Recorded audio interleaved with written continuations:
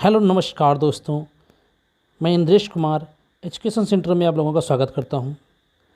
आज हम पढ़ेंगे 1 अगस्त के महत्वपूर्ण करंट अफेयर्स। 1 अगस्त के जितने भी महत्वपूर्ण करंट अफेयर्स हैं हमने सबको कवर किया है।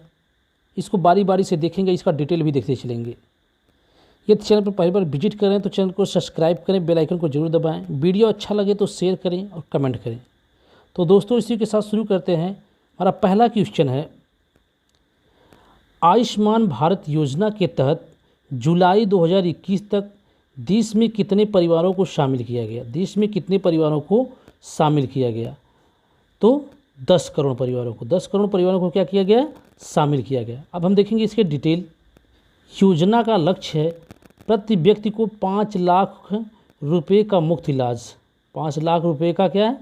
मुफ्त इलाज। दूसरा देखेंगे, आयुष्मान भारत योजना की शुरुआत 2017 में की गई। आयुष्मान भारत योजना की शुरुआत 2017 में की गई। योजना के तहत अब 50 करोड़ लोग इस योजना से लाभान्वित हो सकेंगे। मतलब योजना के तहत वर्तमान में 50 करोड़ लोग योजना से लाभान्वित हो सकेंगे। तो अगला क्वेश्चन देखेंगे। हमारा अगला क्वेश्चन है कि किस राज्य सरकार ने प्रत्येक श्रेणी के लिए न्यूनतम मजदूरी बढ़ाने का निर्णय लिया है? तो किस राज्य सरकार ने? राजस्थान राज्य सरकार ने न्यूनतम मजदूरी बढ़ाने का निर्णय लिया है। इसमें कहा गया है कि जो मजदूरी बढ़ेगी वह प्रति माह, मतलब जो जितनी भी मजदूरी मिल रही थी उसमें प्रति माह 27 रुपये 27 रुपये बढ़ा कर दिया जाएगा। तो पहले मजदूरी थी 225 रुपये। कितनी थी? 225 रुपये, और 27 रुपये प्लस कर दिया जाएगा तो 252 रुपये मिलेंगे। कितने मिलेंगे? 252 रुपये, 252 रुपये। जबकि अर्धकुशल श्रमिकों को पहले 237 रुपये मिलते, 237 रुपये मिल रहे थे, अब 264 रुपये मिलेंगे। हम राजस्थान के बारे में देखेंगे। राजस्थान के मुख्यमंत्री कौन है? अशोक गहलोत। राज्यपाल कलराज मिश्र हैं। अगला क्वेश्चन देखेंगे। शहीद उधम सिंह का शहादत दिवस कब मनाया जाता है? शहीद उधम सिंह का शहादत दिवस कब मनाया जाता है? तो कब मनाया जाता है? 31 जुलाई को।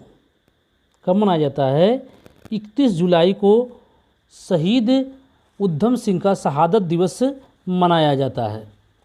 ये जो उधम सिंह हैं, यह किस घटना से जुड़े हैं? तो ये जलियांवाला बाग हत्याकांड से जुड़े हुए हैं। इन्होंने जनरल डायर की हत्या की थी। इन्होंने ही जनरल डायर की हत्या की थी। शहीद उधम सिंह को 31 जुलाई 1940 ईस्वी को फांसी दी गई थी। इसलिए प्रत्येक 31 जुलाई को शहीद उधम सिंह शहादत दिवस मनाया जाता है। दोस्तों अगला क्वेश्चन देखेंगे। हमारा अगला क्वेश्चन है कि हाल ही में भारत और किस देश के बीच कोर कमांडर स्तर की वार्ता का 12वां दौर आयोजित किया गया था? कि हाल ही में भारत और किस देश के बीच कोर कमांडर स्तर की वार्ता का 12वां दौर आयोजित किया गया था? तो किस देश के साथ? या चीन के साथ। किसके साथ? चीन के साथ। आगे देखेंगे। इसका आयोजन कहाँ हुआ था? चीन में हुआ था। इसका आयोजन चीन में। भारत की तरफ से नेतृत्व किसने किया? Commander lieutenant general PGK Menon. कौन? PGK मेनन। यदि कहा जाए कि इसका 11वां दौर, यह तो 12वां दौर है, लेकिन इसका 11वां दौर कब हुआ था? इसका 11वां दौर 9 अप्रैल 2021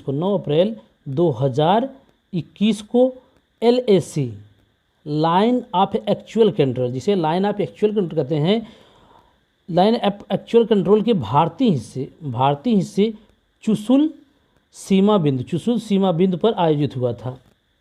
थोड़ा सा चीन के बारे में देखेंगे।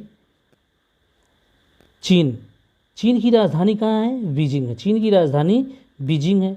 चीन के राष्ट्रपति शी जिनपिंग हैं और मुद्रा क्या है? चीनी युआन है। दोस्तों अगला क्वेश्चन देखेंगे। हमारा 5वां क्वेश्चन है कि हाल ही में राष्ट्रीय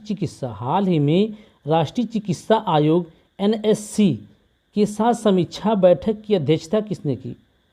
समीक्षा बैठक की अध्यक्षता किसने की? मनसुख मंडाविया ने की। किसने? मनसुख मंडाविया ने की। दोस्तों अगला क्वेश्चन देखेंगे,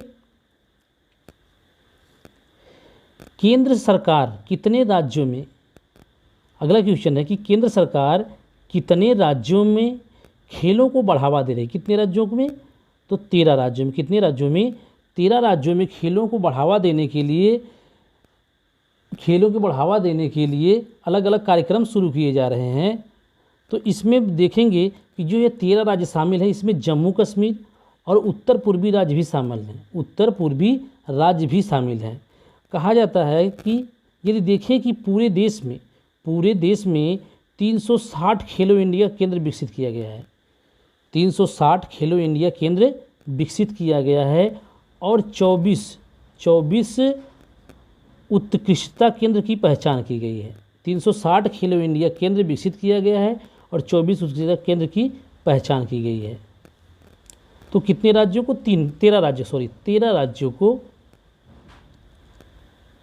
अगला क्वेश्चन देखेंगे, हाल ही में, हमारा 7वां क्वेश्चन है, हाल ही में किस राज्य सरकार ने कोविड-19 कोरोना वायरस के कारण मरने वाले 36 पत्रकारों के परिवार को 10 लाख की वित्तीय सहायता प्रदान की है? 10 लाख की वित्तीय सहायता प्रदान की है। तो किस राज्य ने? उत्तर प्रदेश राज्य ने। किस राज्य ने? उत्तर प्रदेश राज्य ने 10 लाख की वित्तीय सहायता प्रदान की है। तो इसका डिटेल देखेंगे कि योगी आदित्यनाथ, यह जो 10 लाख रुपए दिया गया है, यह योगी आदित्यनाथ ने 31 जुलाई को लखनऊ के एक समारोह में चेक द्वारा पत्रकारों के परिवार को यह राशि प्रदान की। 10 लाख की जो राशि थी, यह पत्रकारों के परिवार को चेक द्वारा प्रदान किया गया।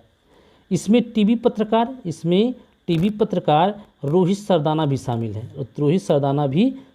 है। अब हम देखेंगे थोड़ा सा उत्तर प्रदेश के बारे में। उत्तर प्रदेश की राजधानी कहाँ है? लखनऊ है। मुख्यमंत्री कौन है? योगी आदित्यनाथ हैं। राज्यपाल कौन है? आनंदीबेन पटेल हैं। और ये जिले देखे जाए कितने जिले हैं? तो 75 जिले हैं।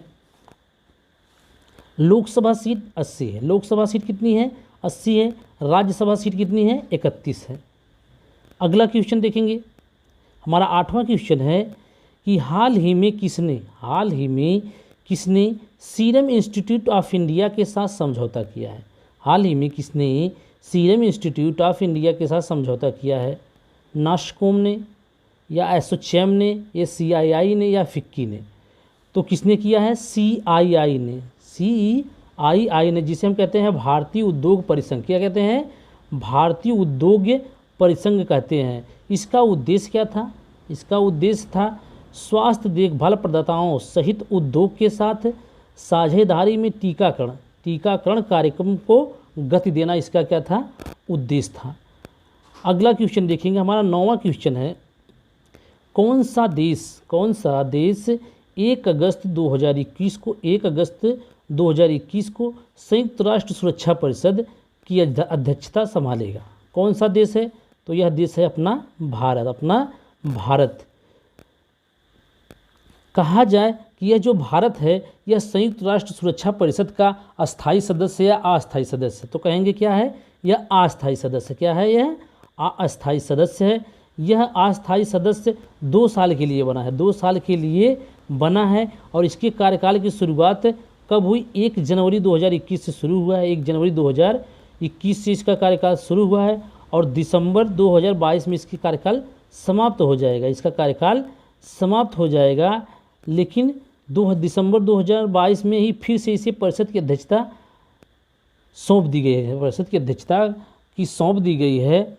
यदि कहा जाए कि यह अध्यक्षता करते वक्त कौन कौन से कार्य करेगा, तो भारत क्या करेगा? समुद्री सुरक्षा, शांति स्थापना एवं आतंक विरोधी 3 क्षेत्र में हस्ताक्षर कार्यक्रम की मेज़बानी करेगा। हस्ताक्षर कार्यक्रम की क्या करेगा? मेज़बानी करेगा। तो दोस्तों अगला क्वेश्चन देखेंगे, हमारा 10वां क्वेश्चन है, हाल ही में बिल भुगतान प्रणाली ने किसे अपना नया CEO हाल ही में बिल भुगतान प्रणाली ने किसे अपना नया CEO मुख्य कार्यकारी अधिकारी किसे नियुक्त किया गया है? किसे नियुक्त किया गया है? तो किसे कहेंगे? नुपुर चतुर्वेदी को। किसे कहेंगे? नुपुर चतुर्वेदी को बिल भुगतान प्रणाली ने क्या किया गया है? CEO नियुक्त किया है। यदि नुपुर चतुर्वेदी की बात की जाए तो नुपुर चतुर्वेदी पहले पेयू और एयरटेल पेमेंट्स बैंक की क्या थी? मुख्य कार्यकारी अधिकारी थी। क्या थी? मुख्य कार्यकारी अधिकारी रह चुकी हैं। और इसके पहले नुपुर चतुर्वेदी पेयू में लघु और मध्यम व्यवसाय की कंट्री हेड थी। लघु और मध्यम व्यवसाय की क्या थी? कंट्री हेड थी। यदि इससे पहले देखा जाए तो Nupur Chaturvedi Airtel payments bank, Samsung, INSG, West Bank, syndicate bank में महत्वपूर्ण पदों पर क्या कर रहे हैं? काम कर चुकी हैं। तो दोस्तों आज के लिए बस इतना ही।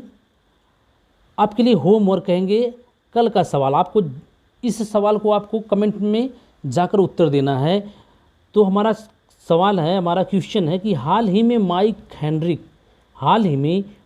हेनरिक का निधन हो गया, वह किस खेल से संबंधित थे? फुटबॉल से संबंधित है कि कबड्डी से संबंधित है कि क्रिकेट से संबंधित है या शतरंज से? आपको इसका उत्तर कमेंट बॉक्स में देना है। यदि वीडियो अच्छा लगे तो शेयर करें, कमेंट करें और चैनल को सब्सक्राइब करें। जय हिंद दोस्तों।